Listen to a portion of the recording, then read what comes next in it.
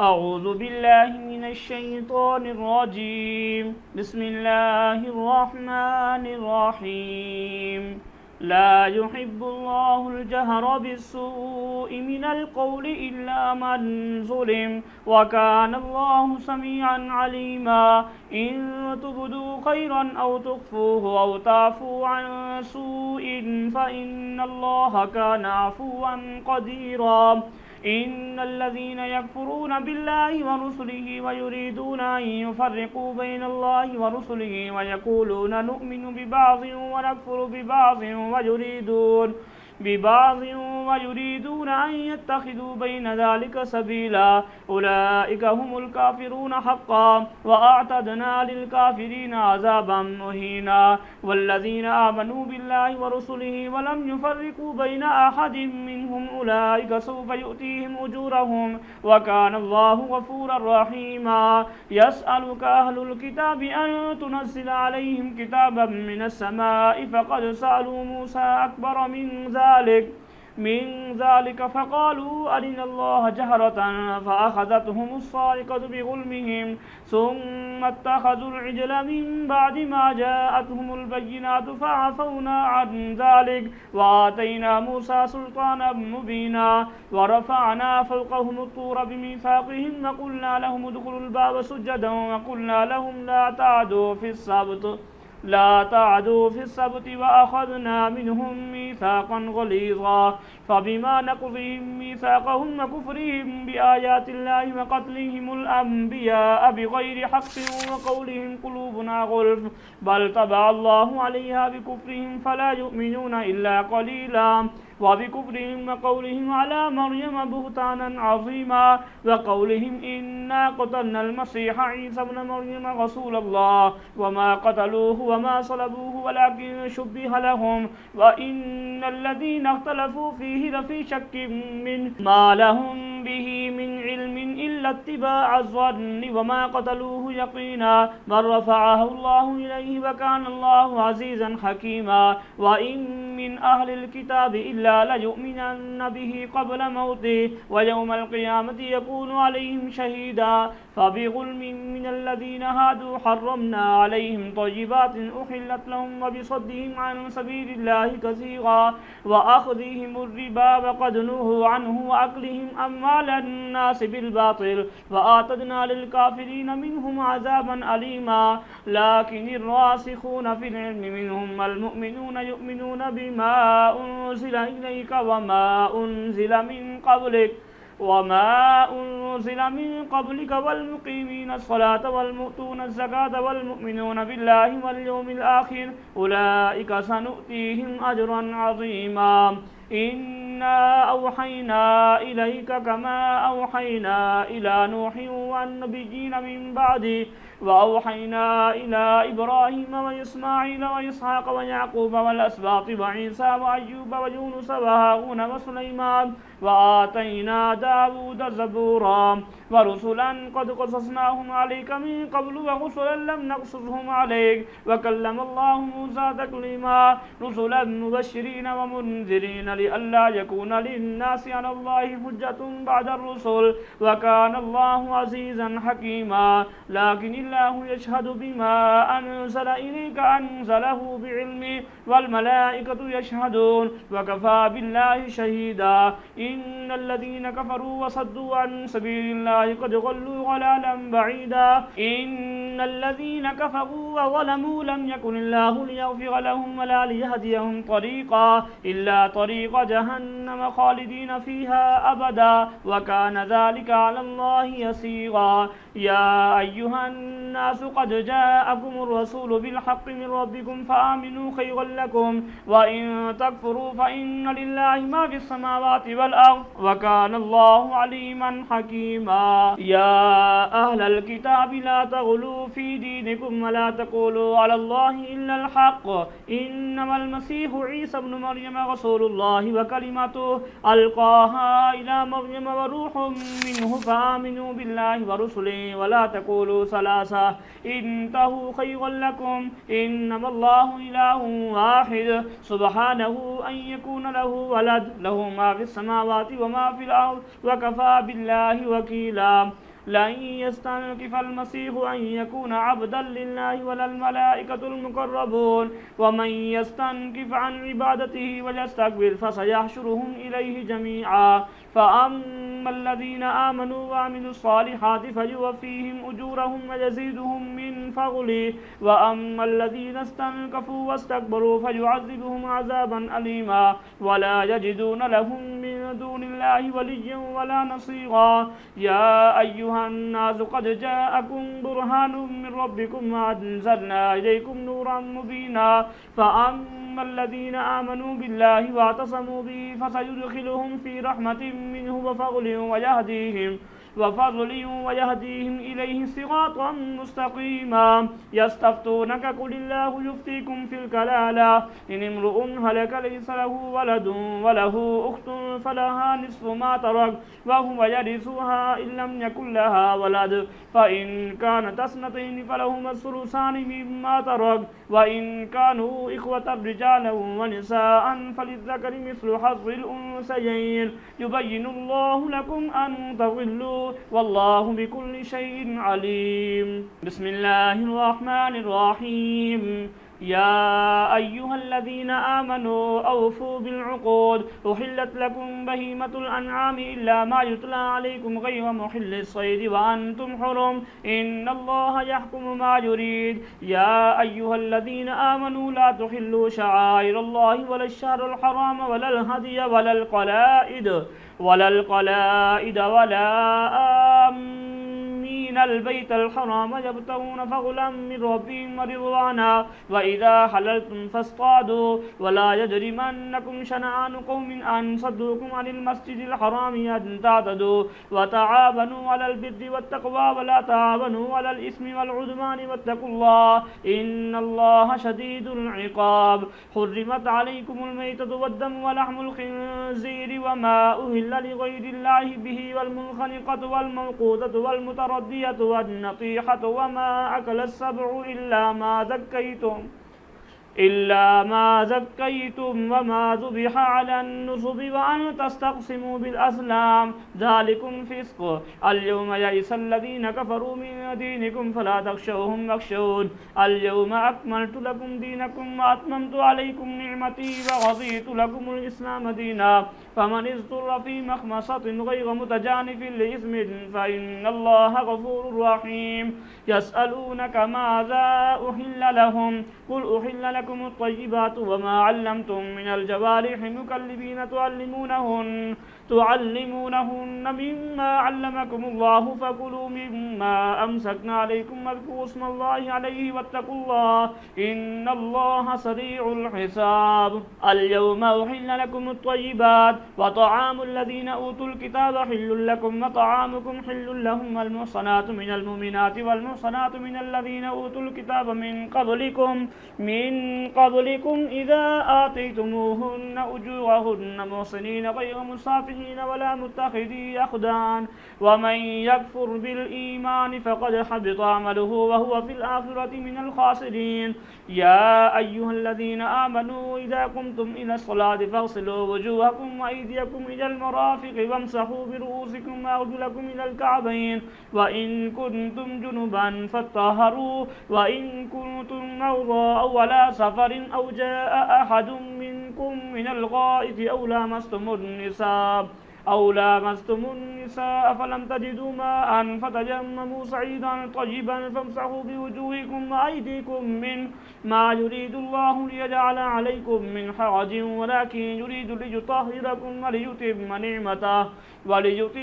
نعمته عليكم لعلكم تشكرون واذكروا نعمة الله عليكم وميثاقه الذي واثقكم به إذ قلتم سمعنا وأطعنا واتقوا الله إن الله عليم بذات الصدور يا أيها الذين آمنوا كونوا قوامين لله شهداء بالقسط ولا يجرمنكم شنآن قوم على ألا تعدلوا اعدلوا هو أقرب للتقوى واتقوا الله إن الله خبير بما تعملون وعد الله الذين آمنوا وعملوا الصالحات لهم مغفرة وأجر عظيم والذين كفروا وكذبوا بآياتنا أولئك أصحاب الجحيم يا أيها الذين آمنوا اذكروا نعمة الله عليكم إذ هم قوم أن يبسطوا إليكم أيديهم فكف أيديهم عنكم واتقوا الله وعلى الله فليتوكل المؤمنون ولقد أخذ الله ميثاق بني إسرائيل وبعثنا منهم 12 نقيبا وقال الله إني معكم لئن أقمتم الصلاة وآتيتم الزكاة وآمنتم برسلي وعزرتموهم وأقرضتم الله قرضا حسنا لأكفرن عنكم سيئاتكم ولأدخلنكم جنات تجري من تحتها الأنهار فمن كفر بعد ذلك منكم فقد ضل سواء السبيل فبما نقضهم ميثاقهم لعناهم وجعلنا قلوبهم قاسية يحرفون الكلم عن مواضعه ونسوا حظا مما ذكروا به ولا تزال تطلع على خائنة منهم إلا قليلا منهم فاعف عنهم واصفح إن الله يحب المحسنين ومن الذين قالوا إنا نصارى أخذنا ميثاقهم فنسوا حظا مما ذكروا به فأغرينا بينهم العداوة والبغضاء إلى يوم القيامة وسوف ينبئهم الله بما كانوا يصنعون يا أهل الكتاب قد جاءكم رسولنا يبين لكم كثيرا مما كنتم تخفون من الكتاب ويعفو عن كثير قد جاءكم من الله نور وكتاب مبين يهدي به الله من اتبع رضوانه سبل السلام ويخرجهم من الظلمات إلى النور بإذنه ويهديهم إلى صراط مستقيم لقد كفر الذين قالوا إن الله هو المسيح ابن مريم قل فمن يملك من الله شيئا إن أراد أن يهلك المسيح ابن مريم وأمه ومن في الأرض جميعا ولله ملك السماوات والأرض وما بينهما يخلق ما يشاء والله على كل شيء قدير وقالت اليهود والنصارى نحن أبناء الله وأحباؤه قل فلم يعذبكم بذنوبكم بل أنتم بشر ممن خلق يغفر لمن يشاء ويعذب من يشاء ولله ملك السماوات والأرض وما بينهما وإليه المصير يا أهل الكتاب قد جاءكم رسولنا يبين لكم على فترة من الرسل أن تقولوا ما جاءنا من بشير ولا نذير فقد جاءكم بشير ونذير والله على كل شيء قدير وإذ قال موسى لقومه يا قوم اذكروا نعمة الله عليكم إذ جعل فيكم أنبياء وجعلكم ملوكا وآتاكم ما لم يؤت أحدا من العالمين يا قوم ادخلوا الأرض المقدسة التي كتب الله لكم ولا ترتدوا على أدباركم فتنقلبوا خاسرين قالوا يا موسى إن فيها قوما جبارين وإنا لن ندخلها حتى يخرجوا منها فإن يخرجوا منها فإنا داخلون قال رجلان من الذين يخافون أنعم الله عليهم ادخلوا عليهم الباب فإذا دخلتموه فإنكم غالبون وعلى الله فتوكلوا إن كنتم مؤمنين قالوا يا موسى إنا لن ندخلها أبدا ما داموا فيها فاذهب أنت وربك فقاتلا إنا هاهنا قاعدون قال رب إني لا أملك إلا نفسي وأخي فافرق بيننا وبين القوم الفاسقين قال فإنها محرمة عليهم 40 سنة يتيهون في الأرض فلا تأس على القوم الفاسقين واتل عليهم نبأ ابني آدم بالحق إذ قربا قربانا فتقبل من أحدهما ولم يتقبل من الآخر قال لأقتلنك قال إنما يتقبل الله من المتقين لئن بسطت إلي يدك لتقتلني ما أنا بباسط يدي إليك لأقتلك إني أخاف الله رب العالمين إني أريد أن تبوء باسمي واسمك فتكون من أصحاب النار وذلك جزاء الظالمين الظالمين فطوعت له نفسه قتل أخيه فقتله فأصبح من الخاسرين فبعث الله غرابا يبحث في الأرض ليريه كيف يواري سوءة أخيه قال يا ويلتى أعجزت أن أكون مثل هذا الغراب فأواري سوءة أخيه فأصبح من النادمين من أجل ذلك كتبنا على بني إسرائيل أنه من قتل نفسا بغير نفس أو فساد في الأرض فكأنما قتل الناس جميعا ومن أحياها فكأنما أحيا الناس جميعا ولقد جاءتهم رسلنا بالبينات ثم إن كثيرا منهم بعد ذلك في الأرض لمسرفون إنما جزاء الذين يحاربون الله ورسوله ويسعون في الأرض فسادا أن يقتلوا أو يصلبوا أو تقطع أيديهم وأرجلهم من خلاف أو ينفوا من الأرض ذلك لهم خزي في الدنيا ولهم في الآخرة عذاب عظيم إلا الذين تابوا من قبل أن تقدروا عليهم فاعلموا أن الله غفور رحيم يا أيها الذين آمنوا اتقوا الله وابتغوا إليه الوسيلة وجاهدوا في سبيله لعلكم تفلحون إن الذين كفروا لو أن لهم ما في الأرض جميعا ومثله معه ليفتدوا به من عذاب يوم القيامة ما تقبل منهم ولهم عذاب أليم يريدون أن يخرجوا من النار وما هم بخارجين منها ولهم عذاب مقيم والسارق والسارقة فاقطعوا أيديهما جزاء بما كسبا نكالا من الله والله عزيز حكيم فمن تاب من بعد ظلمه وأصلح فإن الله يتوب عليه إن الله غفور رحيم ألم تعلم أن الله له ملك السماوات والأرض يعذب من يشاء ويغفر لمن يشاء والله على كل شيء قدير يا أيها الرسول لا يحزنك الذين يسارعون في الكفر من الذين قالوا آمنا بأفواههم ولم تؤمن قلوبهم ومن الذين هادوا سماعون للكذب سماعون لقوم آخرين لم يأتوك يحرفون الكلم من بعد مواضعه يقولون إن أوتيتم هذا فخذوه وإن لم تؤتوه فاحذروا ومن يرد الله فتنته فلن تملك له من الله شيئا أولئك الذين لم يرد الله أن يطهر قلوبهم لهم في الدنيا خزي ولهم في الآخرة عذاب عظيم سماعون للكذب أكالون للسهد فإن جاءوك فاحكم بينهم أو أعرض عنهم وإن تعرض عنهم فلن يضروك شيئا وإن حكمت فاحكم بينهم بالقسط إن الله يحب المقسطين وكيف يحكمونك وعندهم التوراة فيها حكم الله ثم يتولون من بعد ذلك وما أولئك بالمؤمنين إنا أنزلنا التوراة فيها هدى ونور يحكم بها النبيون الذين أسلموا للذين هادوا والربانيون والأحبار بما استحفظوا من كتاب الله وكانوا عليه شهداء فلا تخشوا الناس واخشوني ولا تشتروا بآياتي ثمنا قليلا ومن لم يحكم بما أنزل الله فأولئك هم الكافرون وكتبنا عليهم فيها أن النفس بالنفس والعين بالعين والأنف بالأنف والأذن بالأذن والسن بالسن والجروح قصاص فمن تصدق به فهو كفارة الله ومن لم يحكم بما أنزل الله فأولئك هم الظالمون وقفينا على آثارهم بعيسى بن مريم مصدقا لما بين يديه من التوراة وآتيناه الإنجيل فيه هدى ونور ومصدقا لما بين يديه من التوراة وهدى وموعظة للمتقين وليحكم أهل الإنجيل بما أنزل الله فيه ومن لم يحكم بما أنزل الله فأولئك هم الفاسقون وأنزلنا إليك الكتاب بالحق مصدقا لما بين يديه من الكتاب ومهيمنا عليه فاحكم بينهم بما أنزل الله ولا تتبع أهواءهم عما جاءك من الحق لكل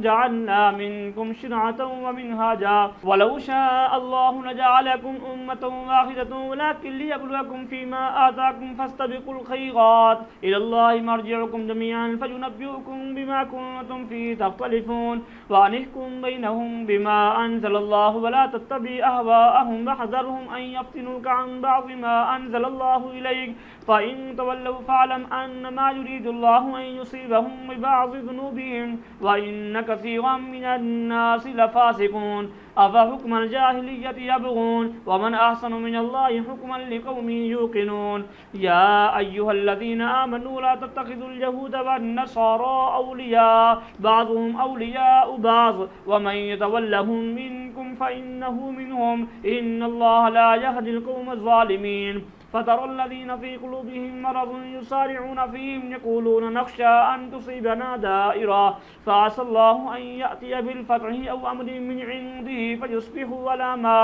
فيصبحوا على ما أسروا في أنفسهم نادمين ويقول الذين آمنوا أهؤلاء الذين أقسموا بالله جهد أيمانهم إنهم لمعكم حبطت أعمالهم فأصبحوا خاسرين يا أيها الذين آمنوا من يرتد منكم عن دينه فسوف يأتي الله بقوم يحبهم ويحبونه وذلة على المؤمنين عزة على الكافرين يجاهدون في سبيل الله ولا يخافون لومة لائم ذلك فضل الله يؤتيه من يشاء والله واسع عليم إنما وليكم الله ورسوله والذين آمنوا الذين يقيمون الصلاة ويؤتون الزكاة وهم راكعون ومن يتولى الله ورسوله والذين آمنوا فإن حزب الله هم الغالبون يا أيها الذين آمنوا لا تتخذوا الذين اتخذوا دينكم هزوا ولعبا من الذين أوتوا الكتاب من قبلكم والكفار أولياء واتقوا الله إن كنتم مؤمنين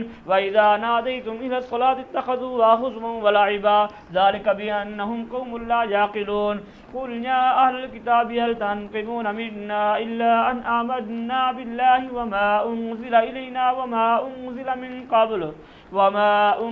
من قبل وأن أكثركم فاسقون قل هل أنبئكم بشر من ذلك مثوبة عند الله من لعنه الله وغضب عليه وجعل منهم القردة والخنازير وعبد الطاغوت أولئك شر مكانا وأضل عن سواء السبيل وإذا جاءوكم قالوا آمنا وقد دخلوا بالكفر وهم قد خرجوا به والله أعلم بما كانوا يكتمون وترى كثيرا منهم يسارعون في الإثم والعدوان وأكلهم السحت لبئس ما كانوا يعملون لولا ينهاهم الربانيون والأحبار عن قولهم الإثم وأكلهم السحت لبئس ما كانوا يصنعون وقالت اليهود يد الله مغلولة غلت أيديهم ولعنوا بما قالوا بل يداه مبسوطتان ينفق كيف يشاء وليزيدن كثيرا منهم ما أنزل إليك من ربك طغيانا وكفرا وألقينا بينهم العداوة والبغضاء إلى يوم القيامة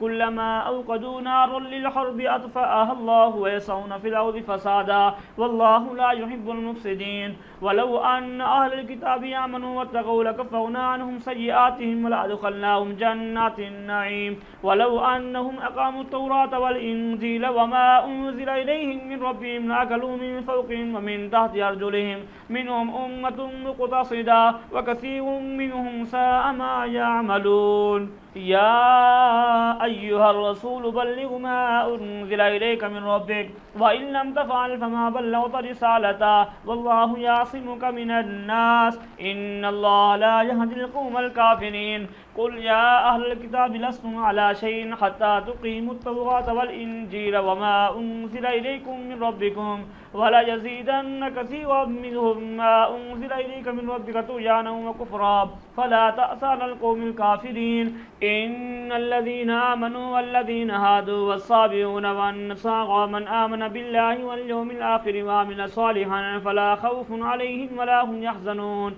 لقد أخذنا ميثاق بني إسرائيل وأرسلنا إليهم رسلا كلما جاءهم رسول بما لا تهوى أنفسهم فريقا كذبوا وفريق يقتلون وحسبوا ألا تكون فتنة فعموا وصموا ثم تاب الله عليهم ثم عموا وصموا كثير منهم والله بصير بما يعملون لقد كفر الذين قالوا إن الله هو المسيح ابن مريم وقال المسيح يا بني إسرائيل اعبدوا الله ربي وربكم ربكم إنه من يشرك بالله فقد حرم الله عليه الجنة ومأواه النار وما للظالمين من أنصار لقد كفر الذين قالوا إن الله ثالث ثلاثة وما من إله إلا إله واحد وإن لم ينتهوا عما يقولون ليمسن الذين كفروا منهم عذاب أليم أفلا يتوبون إلى الله ويستغفرونه والله غفور رحيم ما المسيح ابن مريم إلا رسول قد خلت من قبله الرسل وأمه صديقة كانا يأكلان الطعام انظر كيف نبين لهم الآيات ثم انظر أنا يؤفكون قل أتعبدون من دون الله ما لا يملك لكم ضرا ولا نفعا والله هو السميع العليم قل يا أهل الكتاب لا تغلوا في دينكم غير الحق ولا تتبعوا أهواءكم من قد غلوا من قبل وأغلوا كثيرا وغلوا عن سواء السبيل لعن الذين كفروا من بني إسرائيل على لسان داود وعيسى بن مريم ذلك بما عصوا وكانوا يعتدون كانوا لا يتناهون عن منكر فعلوه لبئس ما كانوا يفعلون ترى كثيرا منهم يتولون الذين كفروا لبئس ما قدمت لهم أنفسهم أن سخط الله عليهم وفي العذاب هم خالدون ولو كانوا يؤمنون بالله والنبي وما أنزل إليهم اتخذوهم أولياء ولكن كثيرا منهم فاسقون لتجدن أشد الناس عداوة للذين آمنوا اليهود والذين أشركوا ولتجدن أقربهم مودة للذين آمنوا الذين قالوا إنا نصارى ذلك بأن منهم قسيسين ورهبانا وأنهم لا يستكبرون.